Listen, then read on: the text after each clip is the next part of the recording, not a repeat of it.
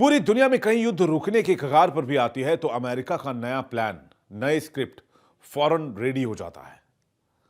वहीं ट्रंप जो कहते आए हैं कि वो देशों के बीच समझौते कराते हैं, शांति कराते हैं, लेकिन वही ट्रंप अब तबाही मचाने को आतुर नजर आ रहे हैं। हर तरफ कूटनीति से रणनीति तक युद्ध नीति का मैदान बनता दिख रहा है। वैसे तो ट्रंप मानते हैं कि रूस और यूक्रेन की जंग किसी भी वक्त तीसरे विश्व युद्ध की वजह बन सकती है, तो वहीं गाजा भी अभी शांत नहीं हुआ है। दुनिया एक बार फिर उस खतरनाक मोड़ पर नजर आ रही है जहां से सिर्फ तबाही ही तबाही है।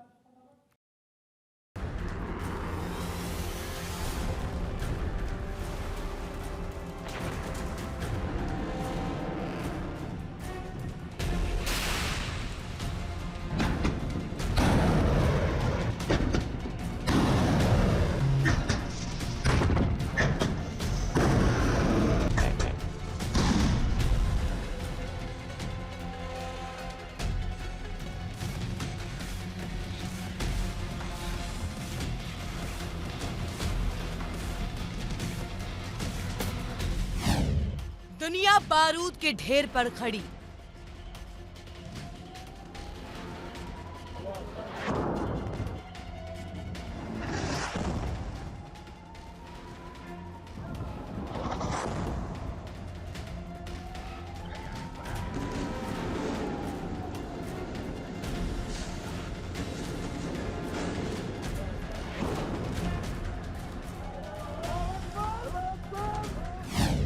क्या तीसरा विश्व युद्ध बस एक कदम दूर?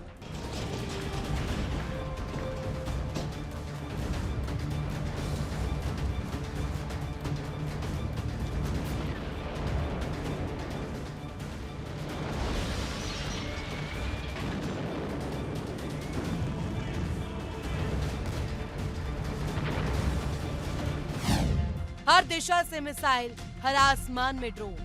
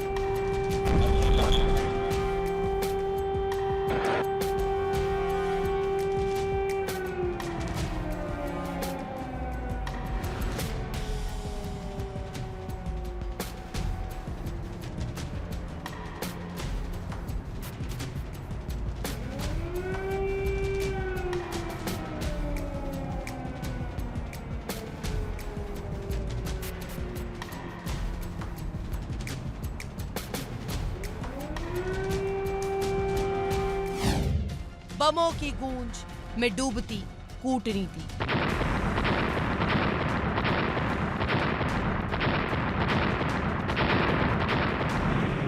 कहीं युद्ध जारी है तो कहीं महाजंग की स्थिति बनती जा रही है।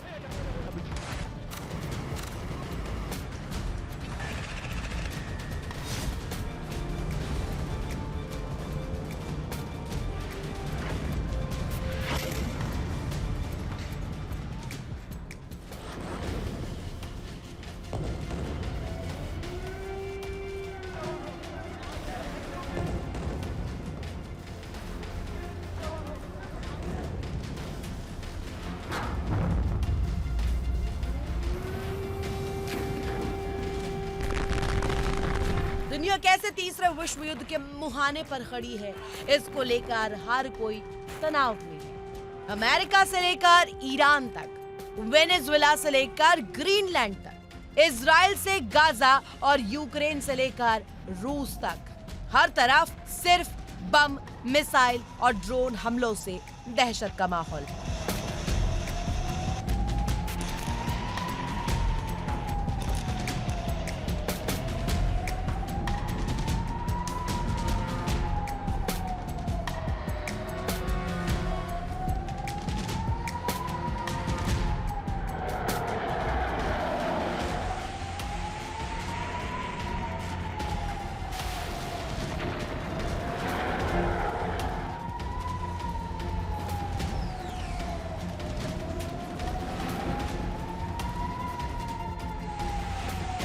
कहीं युद्ध रुकने की कगार पर भी आते हैं तो अमेरिका नए प्लान की स्क्रिप्ट तैयार कर देता है। वहीं ट्रंप जो कहते आए हैं कि वो कई देशों के बीच में शांति समझौता कराते हैं, लेकिन अब खुद ट्रंप ने तबाही मचाई हुई है। हर तरफ कूटनीति से रणनीति तक, रणनीति से युद्ध नीति तक हड़कंप मचा हुआ है। वैसे तो ट्रंप मानते हैं कि रूस और यूक्रेन की जंग किसी भी वक्त तीसरे विश्व युद्ध की वजह बन सकती है।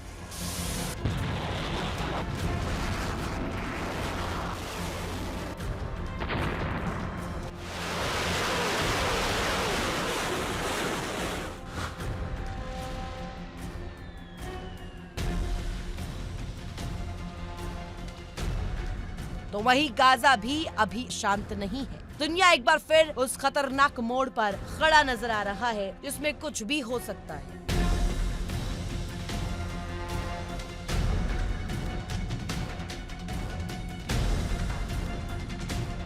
अब तक ये सब युद्ध दो देशों और एक दो बॉर्डर तक था।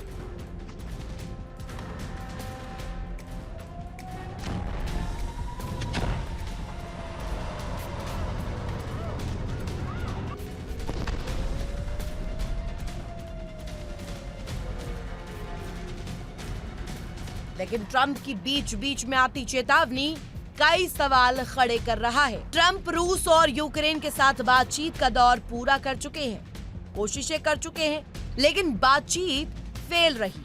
यूक्रेन कई बार रूस को बड़े हमले के झटके दे चुका है, जो रूस की सुरक्षा पर बड़ा सवाल भी खड़ा कर रहा है।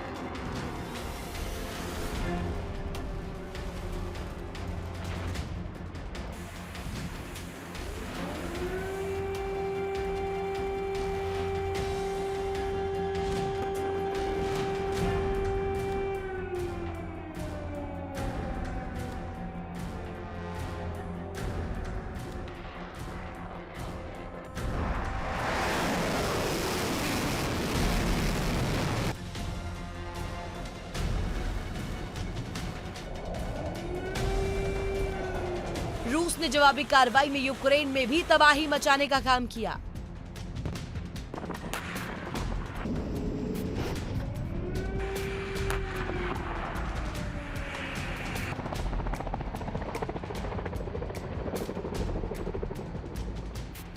रूस यूक्रेन के बीच अमेरिका का हर फॉर्मूला फेल हुआ।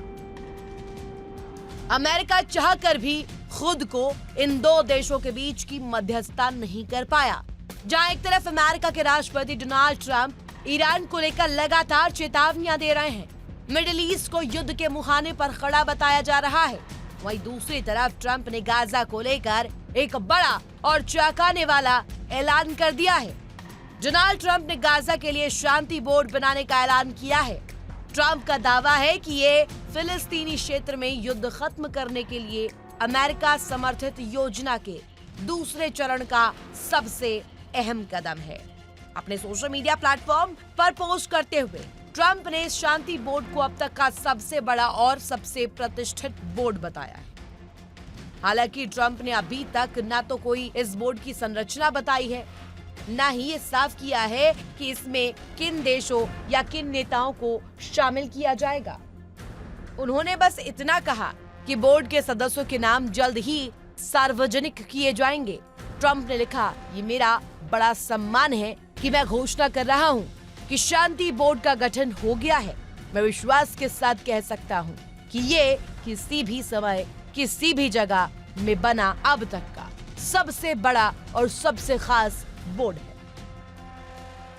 लेकिन सवाल ये है, आखिर ये शांति बोर्ड है क्या, और क्या ये सच में गाजा में युद्ध को रोक पाएगा?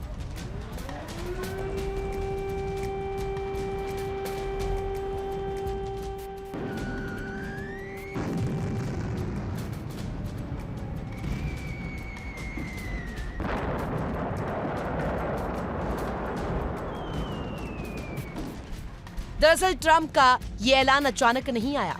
कुछ ही समय पहले गाजा के लिए 15 सदस्यीय फिलिस्तीनी तकनीकी प्रशासनिक समिति का गठन किया गया था। इस समिति को युद्ध खत्म होने के बाद गाजा के रोजमर्रा के प्रशासन की जिम्मेदारी दी गई है। जैसे बिजली, पानी, स्वास्थ्य सेवाएं और स्थानीय प्रशासन। योजना के मुताबिक ये 15 सदस्यीय समिति अब सीधे तौर पर गाजा शांति बोर्ड के अधीन काम करेगी और इस पूरे सिस्टम की कमान खुद डोनाल्ड ट्रंप अपने हाथ में रखना चाहते हैं। यानी ट्रंप न सिर्फ योजना के निर्माता है बल्कि इसके अध्यक्ष बनने का संकेत भी दे चुके हैं। रिपोर्ट के मुताबिक इस शांति बोर्ड में अंतर्राष्ट्रीय हस्तियों को शामिल किया जाएगा। इसमें अरब देशों का प्रतिनिधित्व भी होगा ताकि योजना को क्षेत्रीय समर्थन मिल सके। हालांकि यहाँ सबसे बड़ा विवाद यहीं से शुरू होता है, क्योंकि आलोचकों का कहना है ये पूरी योजना फिलिस्तीनी जनता के राजनीतिक प्रतिनिधित्व को किनारे कर रही है। लेकिन जैसे ही इस योजना पर सवाल उठे और ये कहा जाने लगा ये फिलिस्तीनी आत्मनिर्णय को नजरअंदाज करती है, टोनी ब्लेयर ने इस योजना से दूरी बना ली। यानी योजना के भीतर ही मतभेद और विरोध के संकेत सामने आने लगे। अब बात करते हैं इस शांति योजना के पहले चरण की। अमेरिका समर्थित गाजा शांति योजना 10 अक्टूबर को लागू की गई थी। इसके तहत कुछ बंधकों की रिहाई भी हुई, लेकिन जमीनी हकीकत कुछ और ही कहानी कहती है। गाजा के स्वास्थ्य मंत्रालय के मुताबिक युद्ध विराम लागू होने के बाद भी इजरायली सेना की कार्रवाई में 451 लोगों की मौत हो चुकी है। यानी जिस युद्ध विराम को शांति की शुरुआत बताया गया वही खुद सवालों के घेरे में है। और अब ट्रंप योजना के दूसरे चरण की बात कर रहे हैं। अमेरिकी विशेष दूत विटकॉफ के मुताबिक दूसरे चरण में सबसे बड़ा फोकस होगा गाजा को पूरी तरह हथियारों से मुक्त करना। योजना के तहत गाजा से सभी हथियार हटाए जाएंगे। सभी अनधिकृत समूहों को अपने हथियार जमा करने होंगे। इसके साथ ही गाजा के पुनर्निर्माण की प्रक्रिया शुरू की जाएगी।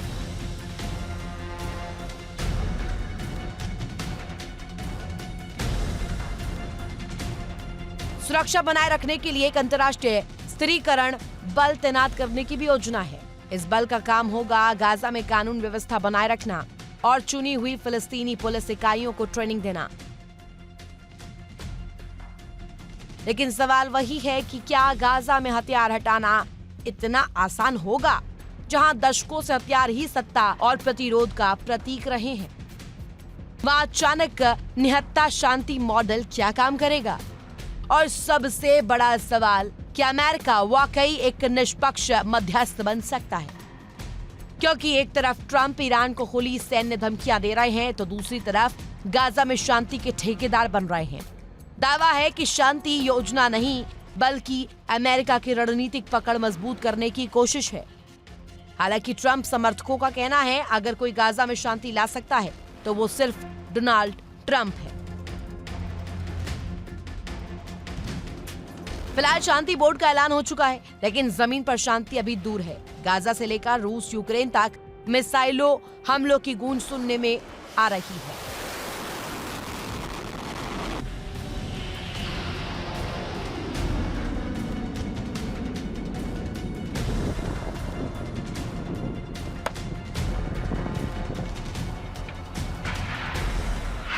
क्योंकि अभी तक युद्ध को रोकने की योजना दुनिया में किसी के पास नहीं तैयार हो पाई है।